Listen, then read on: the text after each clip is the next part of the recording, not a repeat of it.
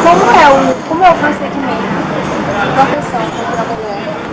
Proteção à mulher. É o que vocês fazem quando Quando a mulher ela resiste a uma queixa aqui, ela tem a opção de solicitar medidas protetivas. Essas medidas protetivas são solicitadas aqui ao delegado e no outro dia, dentro do prazo de 24 horas, são entregues à justiça. A justiça tem aí alguns dias para deferir ou não essas medidas protetivas. E a gente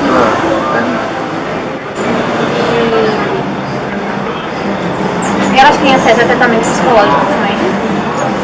tem através de algumas organizações que não são governamentais.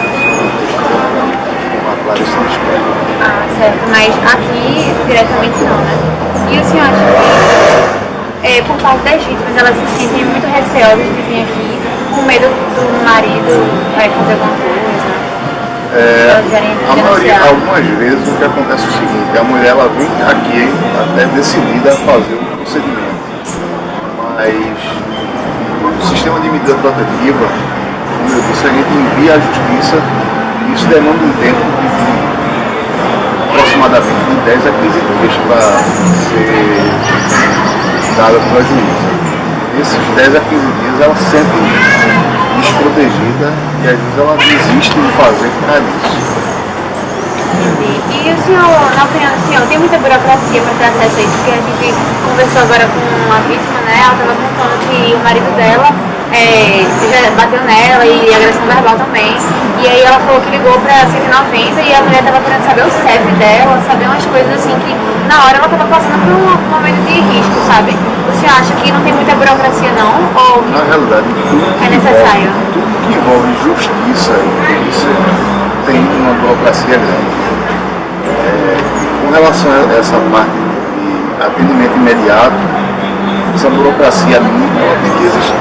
Até porque o aparato policial é pequeno e algumas vezes tem tropa. Aí tem que ter essa burocracia mesmo. A burocracia que mais prejudica na realidade não é essa inicial, é a pós-atendimento.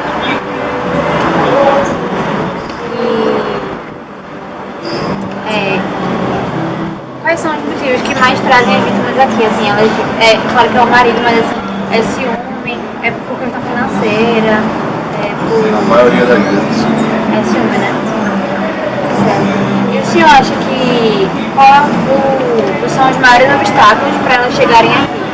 Tipo, elas se sentem muito presas ao marido emocionalmente, ou financeiramente elas são muito dependentes, ou por uma questão de, sei lá, elas não querem se separar do marido e elas demoram muito a vir aqui para o motivo. O principal é a dependência, tanto econômica como emocional do marido, mas também tem essa parte de que a mulher, ela tem na mente, sofreu a violência a primeira vez, o marido vai mudar. Na realidade, isso faz um pouco. Muitas vezes a gente vê a vítima vir aqui registrar, fazer todo o procedimento e com uma semana, alguns dias depois, querer retirar a queixa. O marido voltou lá, desculpa, não sei o quê. Na realidade tem um vínculo afetivo muito grande isso aí. E ela acaba achando que ele vai realmente mudar.